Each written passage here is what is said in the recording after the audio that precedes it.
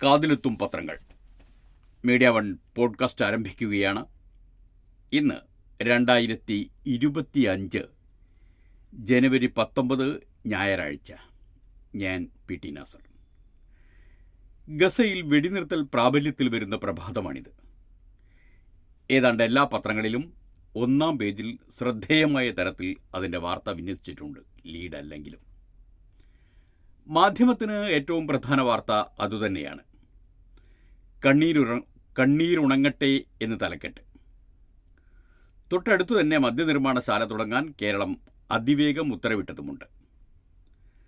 മാതൃഭൂമിയുടെ ലീഡ് ആ മദ്യക്കമ്പനിയാണ്.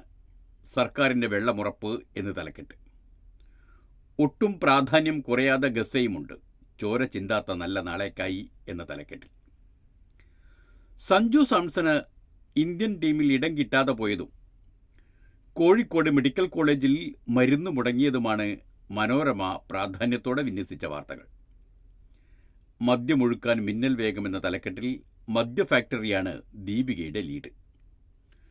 കോഴിക്കോടിനടുത്ത് താമരശ്ശേരിയിൽ ഒരു അമ്മയെ സ്വന്തം മകൻ വെട്ടിക്കൊന്നതും കൂത്താട്ടുകുളത്ത് വനിതാ കൗൺസിലറെ സ്വന്തം പാർട്ടി റാഞ്ചി കൊണ്ടുപോയതും എല്ലാം പത്രങ്ങൾ പ്രാധാന്യത്തോടെ നൽകുന്നുണ്ട്. കേൾക്കാം. കണ്ണീരുണങ്ങട്ടെ മാധ്യമത്തിൻ്റെ ലീഡ് വാർത്തയാണ്. ഗസ വെടിനിർത്തൽ കരാർ ഇന്ന് രാവിലെ മുതൽ പ്രാബല്യത്തിൽ. ബന്ദിമോചനത്തിനും തുടക്കം. ഇന്ന് 3 വനിതാ ബന്ദികളെയും 95 ഫലസ്തീൻ തടവുകാരെയും മോചിപ്പിക്കും.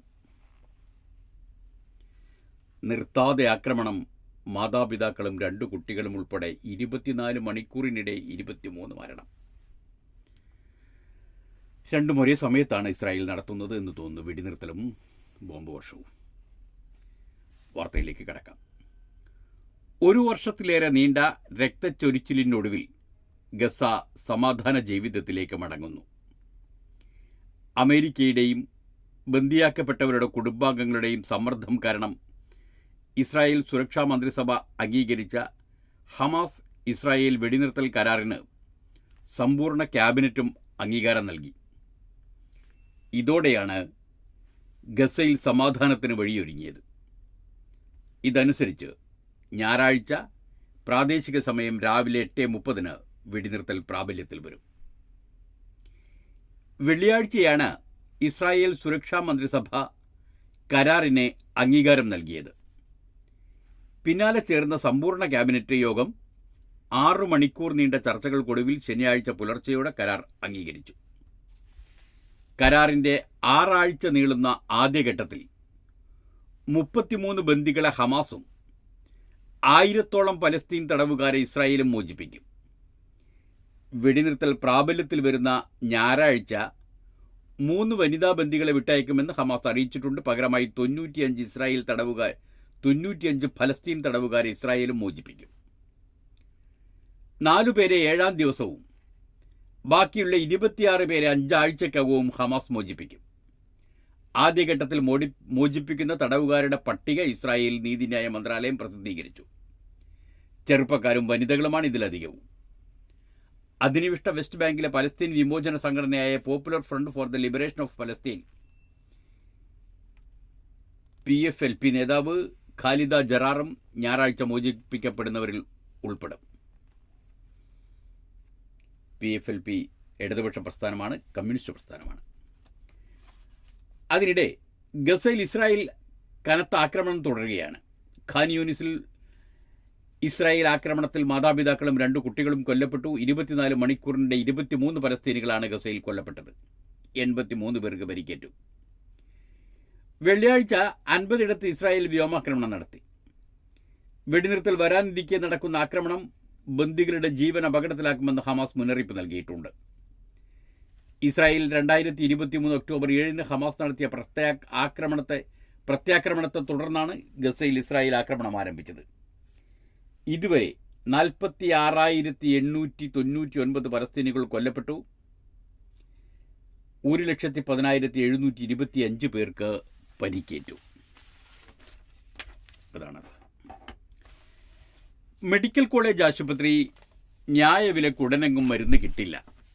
മലയാള മനോരമ കോഴിക്കോട് എഡിഷൻ്റെ ലീഡ് അതാണ്. ഒക്ടോബർ വരെയുള്ള തുകയെങ്കിലും ലഭിക്കാതെ മരുന്ന് വിതരണം പുനരാരംഭിക്കില്ലെന്ന് വിതരണക്കാർ. MK രാഘവൻ MP-യുടെ ഉപവാസ സമരം ഇന്നു രാവിലെ തുടങ്ങും.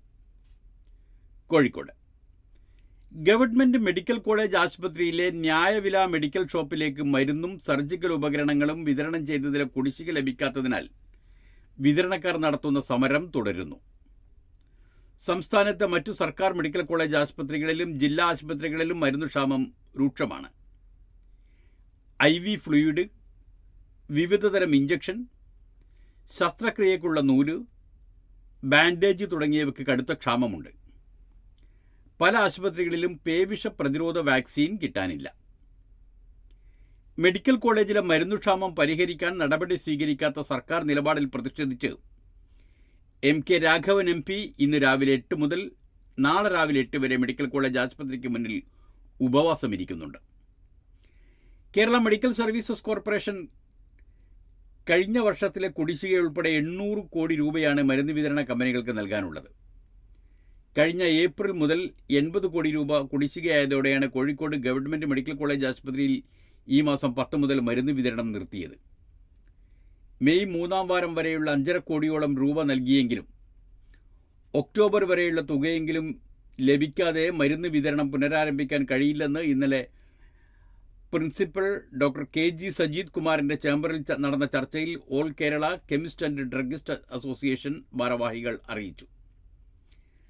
കാസ്പ് കാരുണ്യ ബെനവലന്റ് പദ്ധതിയിൽ ചികിത്സയിൽ നൽകിയ ഇനത്തിൽ ആകെ 220 കോടി രൂപയാണ് കോഴിക്കോട് മെഡിക്കൽ കോളേജിന് മാത്രം സർക്കാരിൽ നിന്ന് ലഭിക്കാനുള്ളത്. കാസ്പിൽ 160 കോടി രൂപ, കാരുണ്യ പദ്ധതിയിൽ 60 കോടി രൂപ എന്നിങ്ങനെയാണ്. കാരുണ്യ, കാസ്പ് പദ്ധതികൾ ഡയാലിസിസിന് വരുന്ന രോഗികളിൽ നിന്ന് ഫ്ലൂയിഡ് പുറമെ നിന്ന് വാങ്ങുകയാണ്. കഴിഞ്ഞ ദിവസം ജില്ലയുടെ വിവിധ ഭാഗങ്ങളിൽ നിന്ന് ചികിത്സയ്ക്കെത്തിയ രോഗികളുടെ കൂട്ടിരിപ്പുകാർ പിരിവെടുത്താണ് ഫ്ലൂയിഡ് വാങ്ങിയത്. ക്യാൻസർ, വൃക്ക, കരൾ രോഗങ്ങൾക്കും മരുന്നിന്റെ സ്റ്റോക്ക് കുറഞ്ഞു വരികയാണെന്ന് കോഴിക്കോട് ഗവൺമെന്റ് ജനറൽ ആശുപത്രിയിൽ പേവിഷബാധയ്ക്കെതിരെയുള്ള കുത്തിവയ്പ്പിനുള്ള മരുന്നിന്റെയും സ്റ്റോക്ക് കുറവാണ്. അങ്ങനെയാണ് അത്. ഇനി മാതൃഭൂമിയുടെ ലീഡ് വാർത്തയാണ്. മദ്യക്കമ്പനിക്ക് സർക്കാരിന്റെ വെള്ളമുറപ്പ്. തിരുവനന്തപുരം ജനകീയ സമരത്തെ തുടർന്ന് കോളക്കമ്പനി പൂട്ടിയ പാലക്കാട് ജില്ലയിൽ പുതുതായി അനുമതി നൽകിയ മദ്യക്കമ്പനിക്ക് സർക്കാർ തന്നെ വെള്ളവും നൽകും. കമ്പനിക്ക് ആവശ്യമായ മുഴുവൻ ജലവും നൽകാമെന്ന് ജല അതോറിറ്റി സമ്മതിച്ചിട്ടുണ്ടെന്ന് പദ്ധതിക്കുള്ള ശുപാർശയിൽ എക്സൈസ് കമ്മീഷണർ വ്യക്തമാക്കിയിരുന്നു. ഇതടക്കം ഉൾപ്പെടുന്നതാണ് സർക്കാർ ഉത്തരവ്. ഒയാസിസ് കൊമേഴ്സ്യൽ എന്ന കമ്പനിക്കാണ് മദ്യനിർമ്മാണത്തിന് അനുമതി നൽകിയത്. ഭൂഗർഭജലം ആവശ്യമില്ലെന്ന് കമ്പനി നൽകിയ പദ്ധതി രേഖയിലുണ്ട്. മഴവെള്ളം ശേഖരിക്കാനും പദ്ധതിയുണ്ട്. പാലക്കാട് കിൻഫ്ര പാർക്കിൽ ജല അതോറിറ്റി തുടങ്ങുന്ന പ്ലാന്റിൽ നിന്നാണ് കമ്പനിക്ക് വെള്ളം നൽകുക. വ്യാവസായിക നിരക്ക് ഈടാക്കും. മലമ്പുഴ അണക്കെട്ടിൽ നിന്നാണ് ഇവിടേക്ക് വെള്ളം എത്തിക്കുന്നത്. വെള്ളം നൽകുന്നതിനുള്ള പ്ലാന്റിന്റെ പ്രാരംഭ പ്രവർത്തികൾ തുടങ്ങി. ആദ്യഘട്ടത്തിൽ 12.5 ദശലക്ഷം യൂണിറ്റ് ശേഷിയുള്ള ശുദ്ധീകരണശാലയാകും തുടങ്ങുക. മദ്യനിർമ്മാണത്തിന് ആവശ്യമായ അസംസ്കൃത വസ്തുക്കളിൽ അരിയും ഉൾപ്പെടും. പാലക്കാട് തന്നെ കമ്പനി സ്ഥാപിക്കുന്നതിന്റെ ലക്ഷ്യവും അരിയുടെ ലഭ്യതയാണ്. കൂടുതൽ തൊഴിലവസരങ്ങൾ സൃഷ്ടിക്കുമെന്നും സർക്കാരിന് കൂടുതൽ സാമ്പത്തിക നേട്ടം ഉണ്ടാകുമെന്നുമുള്ള വാദവും റിപ്പോർട്ടിലുണ്ട്. അത് ഇതേ രീതിയിൽ ഉത്തരവിലും ആവർത്തിക്കുന്നു. ആദ്യഘട്ടത്തിൽ ഇന്ത്യൻ നിർമ്മിത വിദേശ മദ്യനിർമ്മാണ യൂണിറ്റാണ് വരുന്നത്. 16 ലക്ഷം ലിറ്റർ സംഭരണ ശേഷിയുള്ളതാണ് ആദ്യ യൂണിറ്റ്. വർഷത്തിൽ 330 ദിവസം പ്രവർത്തിക്കാനുള്ള അനുമതി സർക്കാർ ഉത്തരവിൽ നൽകിയിട്ടുണ്ട്. എത്ര ലിറ്റർ വെള്ളം വേണമെന്ന കാര്യം പരാമർശിച്ചിട്ടില്ല. രണ്ടാം ഘട്ടത്തിലെ സ്പിരിറ്റ് ഉണ്ടാക്കുന്നുള്ളൂ. മൂന്നാം ഘട്ടത്തിൽ ബ്രാൻഡി, വൈനറി പ്ലാന്റും 4ാം ഘട്ടത്തിൽ ബ്രൂവറി പ്ലാന്റുമാണ് നിർമ്മിക്കുക. 600 കോടിയാണ് കമ്പനിയുടെ മുതൽ മുടക്ക്. 2 വർഷം മുമ്പ് കഞ്ചിക്കോട്ട് കമ്പനി 24 ഏക്കർ സ്ഥലം വാങ്ങിയിരുന്നു. മദ്യനിർമ്മാണത്തിന് ലക്ഷ്യമിടുന്നതെന്ന വിവരം പരസ്യമാക്കിയില്ലെന്നും ആക്ഷേപമുണ്ട്. പഞ്ചായത്തിനും കാര്യമായ ധാരണയൊന്നും ഉണ്ടായിരുന്നില്ല. സർക്കാരിന് മുൻപിൽ ഒരു അപേക്ഷ മാത്രമേ ഉണ്ടായിരുന്നു എന്നതുൾപ്പെടെയുള്ള ആരോപണങ്ങൾ പ്രതിപക്ഷം ഉന്നയിക്കുന്നുണ്ട്. ഡൽഹി സർക്കാർ അഴിമതി ആരോപണ കേസിൽ ഉൾപ്പെട്ടതാണ് ഒയാസിസ് കൊമേഴ്സ്യൽ. പഞ്ചാബിൽ കുഴൽക്കിണറിലേക്ക് മാലിന്യമൊഴുക്കിയെന്ന ആരോപണവും കമ്പനി നേരിട്ടു. 5 സംസ്ഥാനങ്ങളിൽ മദ്യനിർമ്മാണ യൂണിറ്റ് ഉള്ളതിനാൽ ഈ മേഖലയിൽ വൈദഗ്ധ്യമുള്ള കമ്പനിയാണെന്നാണ് സർക്കാരിന്റെ വിലയിരുത്തൽ. ടെൻഡർ വിളിച്ച് നടത്തേണ്ടതല്ലെന്നും മദ്യനയത്തിലെ സ്പിരിറ്റ് നിർമ്മാണം പ്രോത്സാഹിപ്പിക്കുമെന്ന നിർദ്ദേശത്തിൻ്റെ അടിസ്ഥാനത്തിലാണ് കമ്പനിയുടെ യോഗ്യത നോക്കി അനുമതി നൽകിയതുമെന്നുമാണ് സർക്കാർ ന്യായം. അത് വേണം, ഒരു ന്യായമുണ്ടായാൽ മതി. അത് സർക്കാർ ന്യായമായാലും കുഴപ്പമില്ല. ന്യായമില്ലാത്തത് ചെയ്തു എന്ന് പറയരുത്. ഒരു ന്യായമുണ്ടല്ലോ. ഇതുതന്നെയാണ് ഇന്ന് ദീപിക പത്രത്തിൻ്റെയും ലീഡ്, മദ്യമൊഴുക്കാൻ മിന്നൽ വേഗം എന്ന്.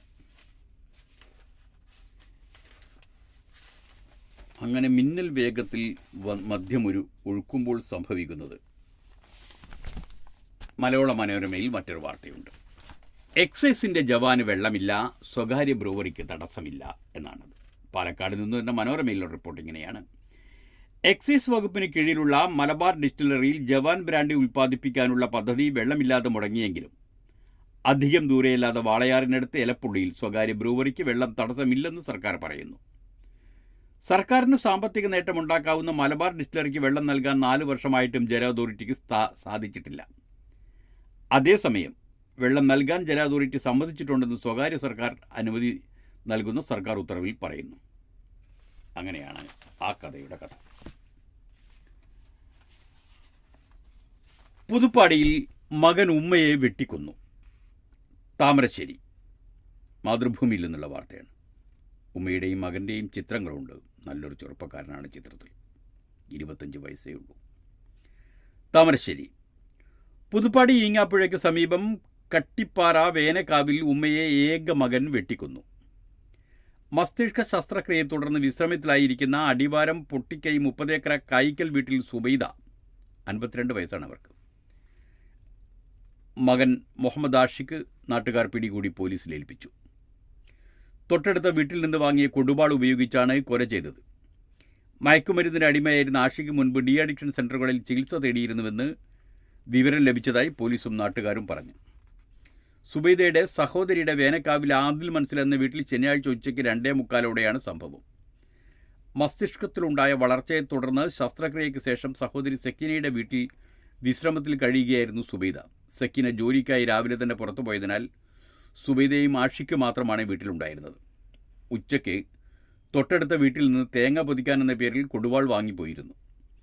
കുറച്ചു കഴിഞ്ഞ് സുബൈദയുടെ നിലവിളി കേട്ട് അയൽവാസികൾ വീട്ടിലെത്തിയപ്പോൾ ദേഹത്ത് രക്തം പുരണ്ട നിലയിൽ ആഷിഖ് ജനൽ തുറക്കുകയും പിന്നീട് അടച്ച് അകത്തു പോവുകയും ചെയ്തു. വിവരമറിഞ്ഞ് കൂടുതൽ അയൽവാസികളും സക്കീനയും വീട്ടിലെത്തിയപ്പോഴാണ് ഡൈനിങ് ഹാളിൽ സുബൈദ രക്തത്തിൽ കുളിച്ച നിലയിൽ കണ്ടത്. ആഴത്തിൽ വെട്ടേറ്റ് കഴുത്ത് തൂങ്ങിയ നിലയിലായിരുന്നു. അവരെ താമരശ്ശേരി ഗവൺമെൻറ് താലൂക്ക് ആശുപത്രിയിൽ എത്തിച്ചെങ്കിലും മരിച്ചിരുന്നു. ക്രൂരകൃത്യത്തിന് ശേഷം കൊടുകാൾ കഴുകിവെച്ച് അക്ഷോഭ്യനായി നിന്ന ആഷിഖിനെ നാട്ടുകാർ പിടികൂടി കൈകാലുകൾ കെട്ടിയ ശേഷം പോലീസിനെ അറിയിക്കുകയായിരുന്നു. Thamarassery inspector A Sayuj Kumar, SI RC Biju എന്നിവരുടെ നേതൃത്വത്തിലുള്ള പോലീസ് സംഘമെത്തിയാണ് പ്രതിയെ അറസ്റ്റ് ചെയ്തത്. 3 ദിവസം മുൻപ് ആഷിഖ് വീട്ടിൽ നിന്ന് പോയിരുന്നു. ആഷിഖ് ഇത്രയും ദിവസം വീട്ടിൽ നിന്ന് വിട്ടുനിന്നതിൻ്റെ കാരണം ചോദിച്ചതിനെ തുള്ളിയുള്ള തർക്കമാണ് കൊലപാതകത്തിൽ കലാശിച്ചതെന്നാണ് ആഷിഖിൻ്റെ മൊഴിയെന്ന് പോലീസ് പറഞ്ഞു. അലൂമിനിയം ഫാബ്രിക്കേഷനും വയറിങ്ങും നടത്തുന്ന ആഷിഖ് ഇതിനു മുൻപും വീട്ടിൽ പ്രശ്നമുണ്ടാക്കുകയും അന്ന് നാട്ടുകാർ പിടിച്ചുകെട്ടുകയും ചെയ്തിരുന്നു. സൂപ്പി സാറ ബീവി ദമ്പതിമാരുടെ മകളാണ് കൊല്ലപ്പെട്ട സുബൈദ. പാത്തുമ, നബീസ, ജമീല, റുക്കിയ, സുബൈദ, സക്കീന എന്നിവർ സഹോദരിമാരാണ്. അതങ്ങനെ ഒരു ജീവിതകഥ അല്ല, ജീവിതം അവസാനിച്ച കഥ. ഷാരോൺ വധം ശിക്ഷാവിധി നാളെ. വധശിക്ഷയ്ക്ക് വാദം.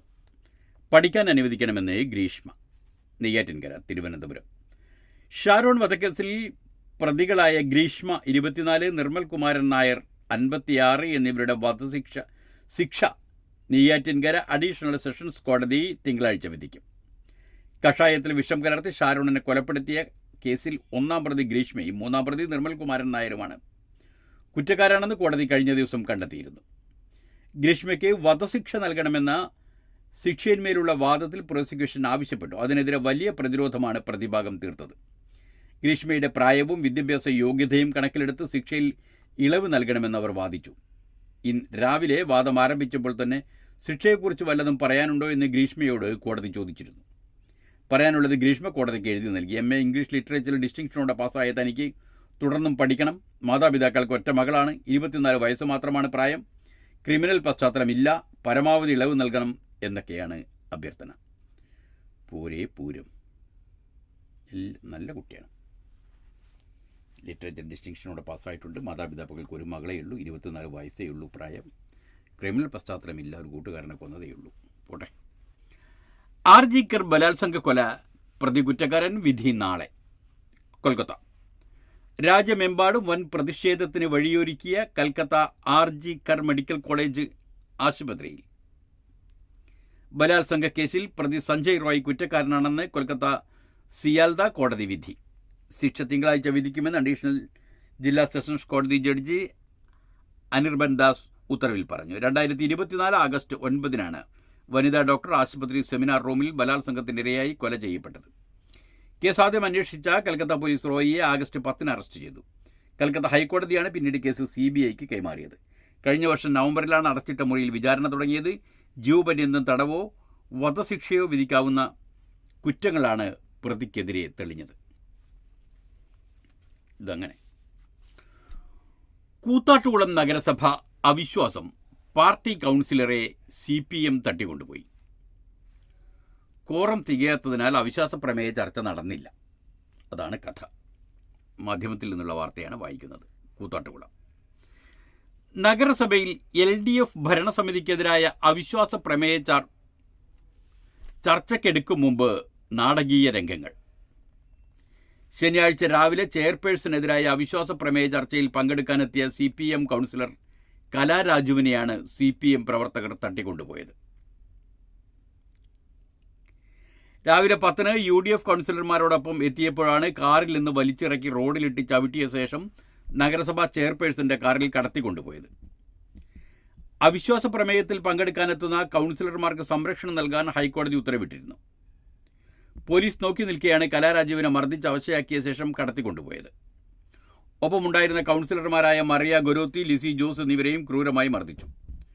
കോൺഗ്രസ് നേതാക്കളായ Wilson K. Jose, PC Jose എന്നിവർക്കും പരിക്കേറ്റു. ഇവർ സ്വകാര്യ ആശുപത്രിയിൽ ചികിത്സയിലാണ്. ശനിയാഴ്ച രാവിലെ 11 നഗരസഭാ അധ്യക്ഷർക്കെതിരെയും വൈകിട്ട് 3 വൈസ് ചെയർപേഴ്സണെതിരെയും അവിശ്വാസ പ്രമേയ ചർച്ച നിശ്ചയിച്ചിരുന്നു. ഭരണസമിതി അംഗങ്ങൾ ആരും കൗൺസിൽ ഹാളിൽ എത്തിയിരുന്നില്ല. കോറം തികയാത്തതിനാൽ അവിശ്വാസ പ്രമേയം ചർച്ചയ്ക്കെടുത്തില്ല. UDFിലെ 11 അംഗങ്ങളും ഒരു സ്വതന്ത്ര അംഗവും മാത്രമാണ് കൗൺസിൽ ഹാളിലെത്തിയത്. ഉച്ചതിരിഞ്ഞ് വൈസ് ചെയർമാനെതിരെ അവിശ്വാസ പ്രമേയം ചർച്ച വന്നപ്പോഴും കോറം തികഞ്ഞില്ല. UDF അംഗങ്ങൾ ഹാളിൽ ഹാജരായി ഒപ്പിട്ട് ഇറങ്ങുകയായിരുന്നു.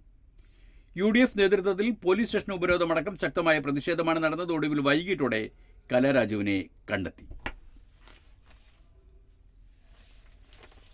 സഞ്ജു മലയാള മനോരമയുടെ തലക്കെട്ടാണ്.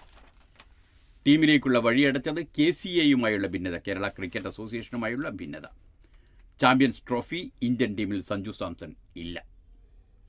തിരുവനന്തപുരത്ത് നിന്ന് അനീഷ് നായർ റിപ്പോർട്ട് ചെയ്യുന്നു. മനോരമയിൽ 1-ാം പേജിൽ ഏതാണ്ട് സൂപ്പർ ലീഡായി വിന്യസിച്ചിരിക്കുന്ന വാർത്തയാണ്. ലീഡ് തന്നെയായി വിന്യസിച്ചിരിക്കുന്ന വാർത്തയാണ്.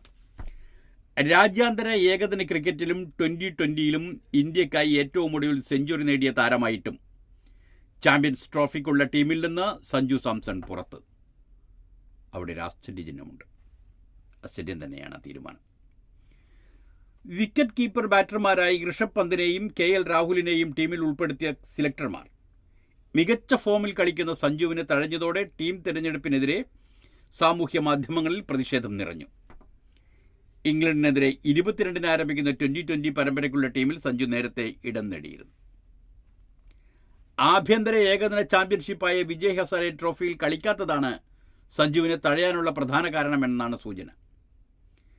കേരള ക്രിക്കറ്റ് അസോസിയേഷൻ KCA നിലപാടാണ് പ്രശ്നമെന്ന് ശശി തരൂർ MP ആരോപിച്ചു. വിജയ് ഹസാരെ ടൂർണമെന്റിനായുള്ള കേരള പരിശീലന ക്യാമ്പിൽ സഞ്ജു പങ്കെടുത്തിരുന്നില്ല. ഇതോടെ സഞ്ജുവിനെ ഒഴിവാക്കിയെന്ന് അന്ന് കേരള ടീം പ്രഖ്യാപിക്കുകയും ചെയ്തിരുന്നു. ടൂർണമെന്റിൽ കളിക്കാൻ തയ്യാറാണെന്നും സഞ്ജു വീണ്ടും മെയിൽ അയച്ചെങ്കിലും പ്രഖ്യാപിച്ച ടീം മാറ്റാൻ KCA തയ്യാറായില്ല. രഞ്ജി ട്രോഫിയിലും കർണാടകയ്ക്കെതിരായ മത്സരത്തിന് ശേഷം ആരോഗ്യപരമായ കാരണങ്ങൾ ചൂണ്ടിക്കാട്ടി സഞ്ജു കേരള ടീമിൽ നിന്ന് പിന്മാറിയിരുന്നു. എന്നാൽ പിന്നീട് സയ്യിദ് മുഷ്താഖ് അലി 2020 ടൂർണമെന്റിൽ കേരളത്തെ നയിച്ചത് സഞ്ജുവാണ്. ജയേഷ് ജോർജ്, അതായത് KCAയുടെ പ്രസിഡന്റ് ജയേഷ് ജോർജ് സംബന്ധിച്ച് പറയുന്നത് സഞ്ജു ഇന്ത്യൻ ടീമിൽ ഇടം നേടുമെന്നായിരുന്നു പ്രതീക്ഷ. വിജയ് ഹസാരെ ചാമ്പ്യൻഷിപ്പിൽ കളിക്കാത്തതിന് സഞ്ജുവിനെതിരെ അച്ചടക്ക നടപടികൾ ഉണ്ടോ എന്ന് സെലക്ഷൻ കമ്മിറ്റി മീറ്റിംഗിന് മുൻപ് BCCI CEO ചോദിച്ചിരുന്നു. ഇല്ലെന്നറിയിക്കുകയും ചെയ്തു. വിജയ് ഹസാരെ ടൂർണമെൻറ്റിൽ എന്തുകൊണ്ട് സഞ്ജു കളിച്ചില്ലെന്ന് ദേശീയ ടീം സെലക്ടർക്ക് മുൻപാകെ തിരക്കി. കാരണം പറയാതെ ക്യാമ്പിൽ നിന്ന് വിട്ടുനിന്നതുകൊണ്ടാണെന്ന് ടീമിൽ ഉൾപ്പെടുത്താതിരുന്നത്. രഞ്ജി ട്രോഫിക്കിടയിലും സമാന അനുഭവമുണ്ടായി. കർശന അച്ചടക്കം ഉറപ്പാക്കണമെന്ന് BCCI നിർദ്ദേശം. എന്നിട്ടും സഞ്ജുവിനെതിരെ KCA നടപടി എടുത്തിട്ടില്ല എന്നാണ് ജയേഷ് ജോർജ് പറയുന്നത്. എന്നാൽ ശശി തരൂർ MP പറയുന്നത് KCA ഭാരവാഹികളുടെ ഈഗോ സഞ്ജു സാംസന്റെ കരിയർ തകർക്കുകയാണ് എന്നാണ്. സഞ്ജുവിനെ ഒഴിവാക്കിയതിൽ അവർക്ക് വിഷമമില്ലേ? സഞ്ജുവിനെ കേരള ടീമിൽ ഉൾപ്പെടുത്താത്തതിലൂടെ വിജയ് ഹസാരെ ട്രോഫിയിൽ കേരളത്തിൻ്റെ ക്വാർട്ടർ ഫൈനൽ സാധ്യത കൂടിയാണ് KCA തകർത്തത് എന്നും പറയുന്നുണ്ട്.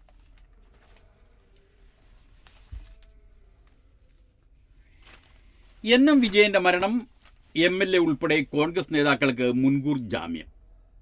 മനോരമയിൽ നിന്നാണ്.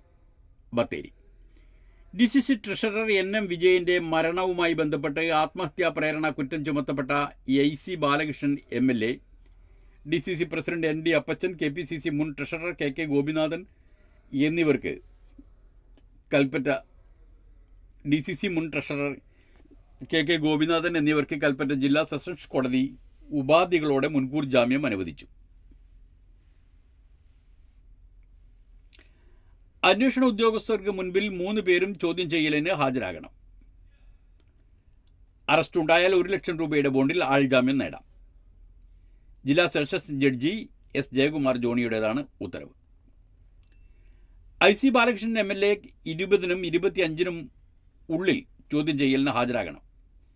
അന്വേഷണ ഉദ്യോഗസ്ഥനുമായി ആലോചിച്ച് MLAക്ക് അനുയോജ്യമായ ദിവസം തീരുമാനിക്കാം. ND അപ്പച്ചനും KK ഗോപിനാഥനും 20, 21, 22 തീയതികളിൽ അന്വേഷണ ഉദ്യോഗസ്ഥർക്ക് മുമ്പാകെ ചോദ്യം ചെയ്യലിന് ഹാജരാകണം. രാജ്യം വിട്ടുപോകാൻ പാടില്ല. സാക്ഷികളെ സ്വാധീനിക്കുകയോ പ്രലോഭിപ്പിക്കുകയോ തെളിവ് നശിപ്പിക്കുകയോ ചെയ്താൽ ജാമ്യം റദ്ദാക്കും. സമാന കേസുകളിൽ ഉൾപ്പെടാൻ പാടില്ലെന്നും ജാമ്യത്തിൽ ഉത്തരവിൽ പറയുന്നുണ്ട്. എന്ന് വെച്ചാൽ ഇനിയൊരു കോൺഗ്രസ്സുകാരനെയും ആത്മഹത്യ ചെയ്യടേ എന്ന് പറഞ്ഞ് അയക്കരുത്. ആത്മഹത്യ അല്ലാതെ വേറെ എന്തെങ്കിലും വഴി കാണിച്ചു കൊടുക്കണം എന്നായിരിക്കും. IC ബാലകൃഷ്ണൻ MLAക്ക് വേണ്ടി അഡ്വക്കേറ്റ് TM റഷീദും, ND അപ്പച്ചന് വേണ്ടി NK വർഗീസും, KK ഗോപിനാഥിന് വേണ്ടി അഡ്വക്കേറ്റ് PN സുരേന്ദ്രനും ഹാജരായി. ഇതെല്ലാം കഴിഞ്ഞപ്പോൾ ഒളിവിൽ പോയിട്ടില്ലെന്ന് IC ബാലകൃഷ്ണൻ MLA പറയുന്നുണ്ട്. തിരുവനന്തപുരം NM വിജയന്റെ മരണവുമായി ബന്ധപ്പെട്ട ഏത് അന്വേഷണവും നേരിടാൻ തയ്യാറാണെന്നും നിരപരാധിയാണെന്നും IC ബാലകൃഷ്ണൻ MLA. ഒളിവിൽ പോയിട്ടില്ല. വെള്ളിയാഴ്ച നിയമസഭയിൽ ഉണ്ടായിരുന്നു. മനസ്സിന് പ്രയാസമുണ്ടാകുമ്പോൾ ക്ഷേത്ര ദർശനം നടത്താറുണ്ട്. സുഹൃത്തുക്കളുടെ വീടുകളിൽ പോകാറുണ്ട്. ഇതിനെല്ലാം ഒളിവിൽ പോയതായി ചിത്രീകരിച്ചതെന്ന് മുൻകൂർ ജാമ്യം ലഭിച്ച ശേഷം IC ബാലകൃഷ്ണൻ പ്രതികരിച്ചു. അത് ഏതാണോ ക്ഷേത്ര സമാനമായ സുഹൃത്തുക്കൾ ഏതാണോ അദ്ദേഹത്തിനുള്ളത്? മനസമാധാനം നൽകും. വിഷം നൽകി മുത്തശ്ശിയെ കൊലപ്പെടുത്തിയ കേസിൽ കൊച്ചുമകനും ഭാര്യയ്ക്കും ജീവപര്യന്തം തടവ്. മണ്ണാർക്കാടാണത്. പാലക്കാട് ഭക്ഷണത്തിൽ വിഷം കലർത്തി മുത്തശ്ശിയെ കൊലപ്പെടുത്തിയെന്ന കേസിൽ കൊച്ചുമകനും ഭാര്യയ്ക്കും ജീവപര്യന്തം തടവും 2 ലക്ഷം രൂപ വീതം പിഴയും വിധിച്ചു. കരിമ്പുഴ തോട്ടറ ഈങ്ങാക്കോടൻ മമ്മിയുടെ ഭാര്യ നബീസ 71 കൊല്ലപ്പെട്ട കേസിലാണ് നബീസയുടെ മകളുടെ മകൻ പടിഞ്ഞാറേതിൽ ബഷീർ 42, ഭാര്യ ഫസീല എന്നിവർക്കെതിരെ മണ്ണാർക്കാട് പ്രത്യേക കോടതി ശിക്ഷ വിധിച്ചത്. ദൃക്സാക്ഷികളില്ലാത്ത കേസിൽ സാഹചര്യ തെളിവും ശാസ്ത്രീയ തെളിവുകളുമാണ് നിർണായകമായത്. തെളിവ് നശിപ്പിച്ചതിന് ബഷീറിന് 7 വർഷം തടവും 25,000 രൂപ പിഴയും ജഡ്ജി ജോമോൻ ജോൺ വിധിച്ചു. ശിക്ഷ ഒരുമിച്ച് അനുഭവിച്ചാൽ മതി. പിഴത്തുകയിൽ നിന്ന് 2 ലക്ഷം രൂപ നബീസയുടെ ഭിന്നശേഷിക്കാരിയായ മകൾ ആയിഷയ്ക്ക് നൽകാനും കോടതി നിർദ്ദേശിച്ചു. വിധിയിൽ തൃപ്തരാണെന്ന് ബഷീറിന്റെ പിതാവ് പടിഞ്ഞാറേതിൽ മുഹമ്മദ് പറഞ്ഞു. മുൻപ് ഭർത്തൃപിതാവ് മുഹമ്മദിനെ കൊലപ്പെടുത്താൻ ശ്രമിച്ചെന്ന കേസിൽ ഫസീലയ്ക്ക് 5 വർഷം തടവും 50,000 രൂപ പിഴയും വിധിച്ചിരുന്നു. 2016 ജൂൺ 23-നാണ് നബീസ കൊല്ലപ്പെട്ടത്. വീട്ടിലെ 43 പവൻ സ്വർണം കാണാതായതിന് പിന്നിൽ ഫസീലയാണെന്ന്, ബന്ധുവിൻ്റെ സ്വർണം കവർന്നത് അവരാണെന്ന് നബീസ ബന്ധുക്കളോടും നാട്ടുകാരോടും പറഞ്ഞതിലുള്ള വിരോധം കൊലപാതകത്തിലേക്ക് നയിച്ചു എന്നാണ് കേസ്. വീട്ടിൽ സ്വർണമില്ലായിരുന്നെങ്കിൽ ഒരുപക്ഷേ അവർ രക്ഷപ്പെട്ടേനെ. വീട്ടിൽ സ്വർണം സൂക്ഷിച്ചതാണ് കുഴപ്പം. റഷ്യൻ കൂലിപ്പട്ടാളത്തിലേക്ക് മനുഷ്യക്കടത്ത്, 3 പേർ അറസ്റ്റിൽ. വടക്കാഞ്ചേരി റഷ്യൻ കൂലിപ്പട്ടാളത്തിലേക്ക് മനുഷ്യക്കടത്ത് നടത്തിയതുമായി ബന്ധപ്പെട്ട് നൽകിയ പരാതിയിൽ 3 പേരെ വടക്കാഞ്ചേരി പോലീസ് അറസ്റ്റ് ചെയ്തു. തയ്യൂർ പാടത്ത് വീട്ടിൽ സിബി, എറണാകുളം സ്വദേശി ചാലക്കുടി സ്വദേശി സുസ്മേഷ് ആന്റണി, അതായത് സ്റ്റീവ് ആന്റണി എന്നിവരെയാണ് എറണാകുളത്ത് നിന്ന് അറസ്റ്റ് ചെയ്തത്. റഷ്യയിൽ കൂലിപ്പട്ടാളത്തിന്റെ പിടിയിലാകപ്പെട്ട് യുദ്ധത്തിനിടെ കൊല്ലപ്പെട്ട കുട്ടനല്ലൂർ തോടത്ത് ബിനിൽ 31, പരിക്കേറ്റ തെക്കുംകര കൂത്തുപാറ തെക്കയിൽ ജെയിൻ 28 എന്നിവരുടെ ബന്ധുക്കളാണ് ഇവർക്കെതിരെ പരാതി നൽകിയത്. ബിനിലിൻ്റെ ഭാര്യയുടെ ബന്ധുവാണ് ജെയിൻ. ജെയിനിൻ്റെ പിതാവ് കുര്യൻ, ബിനിലിൻ്റെ ഭാര്യ ജെയ്സി എന്നിവർ മുഖ്യമന്ത്രിക്ക് നൽകിയ പരാതിയിലാണ് വടക്കാഞ്ചേരി പോലീസ് കേസെടുത്തത്. ജില്ലാ പോലീസ് കമ്മീഷണർക്കും ഇവർ പരാതി നൽകിയിരുന്നു. പരാതിക്കാരുടെ മൊഴി പോലീസ് രേഖപ്പെടുത്തി. പോളണ്ടിൽ മികച്ച ജോലിയും ഉയർന്ന ശമ്പളവും വാഗ്ദാനം ചെയ്ത് ഇരുവരിൽ നിന്നും കസ്റ്റഡിയിലെടുത്തവർ ലക്ഷങ്ങൾ തട്ടിയതായും പരാതിയിൽ പറയുന്നു. എറണാകുളം പോപ്പുലർ മാരുതി ഷോറൂമിൽ മെക്കാനിക്കായിരുന്നു ജെയിൻ. അകന്ന ബന്ധുവായ സിബി തനിക്ക് പോളണ്ടിൽ എക്സ്റേ വെൽഡിംഗ് ജോലിയാണെന്നും പ്രതിമാസം 2 ലക്ഷം രൂപ ശമ്പളം ലഭിക്കുന്ന ജോലി തരപ്പെടുത്താമെന്നും ജെയിനോട് വാഗ്ദാനം ചെയ്ത് 1,40,000 രൂപ കൈപ്പറ്റുകയായിരുന്നുവെന്നാണ് പരാതിയിൽ പറയുന്നത്. പിന്നീട് റഷ്യയിലേക്ക് ഓഫീസ് മാറ്റിയെന്ന് അറിയിച്ചു. റഷ്യയിൽ ഇലക്ട്രീഷ്യനായി ജോലി നൽകാമെന്നും ഉറപ്പ് നൽകി. നൽകിയ പണം തിരികെ ആവശ്യപ്പെട്ടപ്പോൾ നൽകാനാകില്ലെന്ന് അറിയിച്ചു. മികച്ച ജോലിയാണെന്ന് തെറ്റിദ്ധരിച്ചപ്പോൾ ബന്ധു ബിനിലും കൂടെ പോകാൻ തയ്യാറായതായി ബന്ധുക്കൾ പറയുന്നു. ഇതോടെ സുമേഷ് ആന്റണി, അതായത് സ്റ്റീവ് ആന്റണി, ടിക്കറ്റിനും അനുബന്ധ ചെലവുകൾക്കും എന്ന് പറഞ്ഞ് 4.20 ലക്ഷം രൂപയും കൈപ്പറ്റിയതായി പരാതിയിലുണ്ട്. തട്ടിപ്പോ വഞ്ചനയോ നടത്തിയിട്ടില്ലെന്നും യുവാക്കളുടെയും ബന്ധുക്കളുടെയും പൂർണ്ണ സമ്മതത്തോടെയാണ് ലക്ഷ്യത്തിലേക്ക് റഷ്യയിലേക്ക് കൊണ്ടുപോയതെന്നുമാണ് കസ്റ്റഡിയിലുള്ളവർ പറയുന്നത്. ഏതായാലും സിറിയയിലേക്കല്ലോ ഹൈർ. ഒന്നും മോഷണം പോയില്ല. അക്രമിയെ സെയ്ഫ് ഒറ്റയ്ക്ക് നേരിട്ടു. മകനെ ആക്രമിക്കാൻ പ്രതി ശ്രമിച്ചെന്നും കരീന കപൂറിൻ്റെ മൊഴി. മുംബൈ. സെയ്ഫ് അലി ഖാൻ ഒറ്റയ്ക്കാണ് അതിക്രമിയെ നേരിട്ടതെന്ന് ഭാര്യ കരീന കപൂർ. ഇളയ മകൻ ആക്രമിക്കാൻ ശ്രമിച്ചെന്നും വീട്ടിൽ നിന്നൊന്നും നഷ്ടപ്പെട്ടിട്ടില്ലെന്നും കരീന പോലീസിന് മൊഴി നൽകി. പ്രതി ആക്രമസക്തനായിരുന്നു. 1-ലധികം തവണ സെയ്ഫ് അലി ഖാനെ കുത്തിയെന്നും മൊഴിയിലുണ്ട്. ഇളയ മകൻ ജെ അലി ഖാന്റെ മുറിയിലാണ് അയാൾ കയറിയത്. ജോലിക്കാരിയാണ് ആദ്യം കണ്ടത്. അവർ പെട്ടെന്ന് അലാറാം പ്രവർത്തിപ്പിച്ചു. മകനെ ആക്രമിക്കാൻ പ്രതി ശ്രമിച്ചു. ഒരുപാട് പേടിച്ചു. ജീവനക്കാരിയെ ആക്രമിക്കാൻ ശ്രമിക്കുന്നതിനിടെയാണ് സെയ്ഫ് അവിടേക്ക് എത്തിയതെന്നും കരീന വ്യക്തമാക്കി. പെട്ടെന്ന് തന്നെ കുട്ടികളെയും ജോലിക്കാരിയെയും 12ാം നിലയിലേക്ക് മാറ്റി. ആ സമയത്ത് ഒറ്റയ്ക്കാണ് സെയ്ഫ് അതിക്രമിയെ നേരിട്ടത്. ആഭരണങ്ങളൊന്നും നഷ്ടപ്പെട്ടില്ല. സഹോദരി കരിഷ്മ എത്തിയാണ് തന്നെയും കുട്ടികളെയും വീട്ടിലേക്ക് കൊണ്ടുപോയതെന്നും കരീന പോലീസിനോട് പറഞ്ഞു. തിങ്കളാഴ്ച ആശുപത്രി വിട്ടേക്കും. ബാന്ദ്രയിൽ അപ്പാർട്ട്മെന്റിൽ അതിക്രമിച്ച് കയറിയയാളുടെ കത്തിയാക്രമണത്തിൽ ഗുരുതരമായി പരിക്കേറ്റ സെയ്ഫ് അലി ഖാൻ ആരോഗ്യം വീണ്ടെടുക്കുന്നു. തിങ്കളാഴ്ച ആശുപത്രി വിട്ടേക്കും. സെയ്ഫ് വെള്ളിയാഴ്ച തീവ്രപരിചരണ വിഭാഗത്തിൽ നിന്ന് മാറ്റിയിരുന്നു. ആരോഗ്യനില തൃപ്തികരമാണെന്നും ചികിത്സ തുടരുമെന്നും അധികൃതർ അറിയിച്ചു. നടത്തം, ഭക്ഷണം എന്നിവ സാധാരണ ക്രമത്തിലായിട്ടുണ്ട്. ലീലാവതി ആശുപത്രിയിലെ neuro surgeon doctor Nitin Dange പറഞ്ഞു. സെയ്ഫ് അലി ഖാൻ ആശുപത്രിയിൽ എത്തിച്ച ഓട്ടോറിക്ഷക്കാരനെ മുംബൈ പോലീസ് ചോദ്യം ചെയ്തു. തന്നെ ബാന്ദ്ര പോലീസ് സ്റ്റേഷനിലേക്ക് വിളിപ്പിച്ചതായി ഡോക്ടർ ഡ്രൈവർ ഭജൻ സിംഗ് സ്ഥിരീകരിച്ചു. എന്നാൽ കരീന കപൂറോ മറ്റുള്ളവരോ തന്നെ ഇതുവരെ ബന്ധപ്പെട്ടിട്ടില്ലെന്നും ഭജൻ സിംഗ് പറയുന്നു. അങ്ങനെയൊക്കെ ഇരിക്കുന്നതിനിടയിൽ വിദേശ വാർത്തകൾ. ഇറാനിൽ 2 ജഡ്ജിമാരെ വെടിവെച്ചു കൊന്നു. ദുബായ്.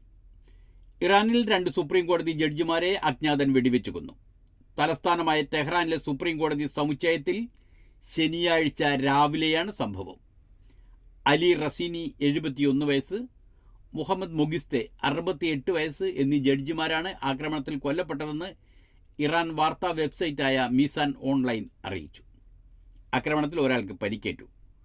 മുൻകൂട്ടി ആസൂത്രണം ചെയ്ത പ്രകാരം കോടതി കെട്ടിടത്തിൽ നുഴഞ്ഞു കയറിയാണ് അക്രമി വെടിവെപ്പ് നടത്തിയതെന്ന് അധികൃതർ അറിയിച്ചു. പിന്നാലെ കൈത്തോപ്പ് ഉപയോഗിച്ച് ഇയാൾ സ്വയം വെടിവെച്ച് മരിച്ചു. ആക്രമണത്തിന് ഇയാളെ പ്രേരിപ്പിച്ചത് എന്തെന്ന് വ്യക്തമല്ല. ഇയാളുടെ പേരിലുള്ള കേസുകളൊന്നും സുപ്രീം കോടതിയുടെ പരിഗണനയിലില്ലെന്ന് ഇറാൻ ദേശീയ മാധ്യമങ്ങൾ റിപ്പോർട്ട് ചെയ്തു. ദേശസുരക്ഷ, ചാരപ്രവർത്തനം, ഭീകരവാദം തുടങ്ങിയവുമായി ബന്ധപ്പെട്ട് ഒട്ടേറെ കേസുകൾ കൈകാര്യം ചെയ്തിട്ടുള്ളവരാണ് കൊല്ലപ്പെട്ട 2 ന്യായാധിപന്മാരും. നീതിപൂർവമല്ലാത്ത വിചാരണയുടെ പേരിൽ 2009 US ഉപരോധം ഏർപ്പെടുത്തിയ ജഡ്ജിയാണ് മൊഗിസ്തെ. റസിനിക്ക് നേരെ 1998 വധശ്രമം ഉണ്ടായിട്ടുണ്ട്. അന്ന് അദ്ദേഹത്തിൻ്റെ വാഹനത്തിൽ ബോംബ് വെച്ച് തകർക്കാനായിരുന്നു ശ്രമിച്ചത്.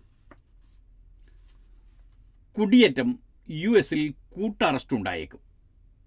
US പ്രസിഡന്റായി ഡൊണാൾഡ് ട്രംപ് ചുമതലയേൽക്കുന്നതിന് പിന്നാലെ രാജ്യത്തെ നിയമവിരുദ്ധ കുടിയേറ്റക്കാർക്കു നേരെ വേട്ടയാരംഭിക്കും. മതിയായ രേഖകളില്ലാതെ രാജ്യത്ത് കഴിയുന്ന കുടിയേറ്റക്കാർക്ക് ട്രംപ് അധികാരത്തിലേറി പിറ്റേന്നു തന്നെ അറസ്റ്റ് നേരിടുമെന്ന് നിയുക്ത ട്രംപ് സർക്കാരിൽ അതിർത്തി കാര്യങ്ങളുടെ ചുമതലയുള്ള ടോം ഹോമാൻ പറഞ്ഞു. ഈ കുടിയേറ്റ റെയ്ഡിന് ചൊവ്വാഴ്ച ഷിക്കാഗോയിൽ തുടക്കമിടുമെന്നും ഹെർമൻ വ്യക്തമാക്കി.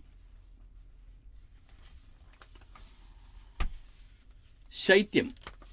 ട്രംപിന്റെ സ്ഥാനാരോഹണ ചടങ്ങ് തുറന്ന വേദിയിൽ നിന്ന് മാറ്റി. വാഷിംഗ്ടൺ. നാളെ നടക്കുന്ന നിയുക്ത പ്രസിഡന്റ് ഡൊണാൾഡ് ട്രംപിന്റെ സത്യപ്രതിജ്ഞാ ചടങ്ങ് അതിശൈത്യം കണക്കിലെടുത്ത് അടച്ച വേദിയിലേക്ക് മാറ്റി. പരമ്പരാഗതമായി അമേരിക്കൻ പ്രസിഡന്റിന്റെ സത്യപ്രതിജ്ഞാ ചടങ്ങുകൾ ക്യാപിറ്റോൾ ഹില്ലിൽ പാർലമെന്റ് മന്ദിരത്തിന് മുൻപിലാണ് നടക്കാറ്. 1985 റൊണാൾഡ് റീഗനാണ് ഇതിനു മുൻപ് അടച്ചിട്ട വേദിയിൽ സത്യപ്രതിജ്ഞാ ചടങ്ങ് നടത്തിയ US പ്രസിഡന്റ്. അതിനിടെ ട്രംപ് കൊണ്ടുവരാൻ ഉദ്ദേശിക്കുന്ന സാമ്പത്തിക പരിഷ്കാരങ്ങൾ US പണപ്പെരുപ്പമുണ്ടാക്കാൻ സാധ്യതയുണ്ടെന്ന് അന്താരാഷ്ട്ര നാണയനിധി ചീഫ് എക്കണോമിസ്റ്റ് പിയറി ഒലിവർ ഗൗരിൻഷോസ് പറഞ്ഞു. ഇതോടുകൂടി ഇന്നത്തെ വാർത്തകൾ അവസാനിക്കുന്നു. നാളത്തെ വാർത്തകൾ നാളെ കേൾക്കാം. നന്ദി, നമസ്കാരം.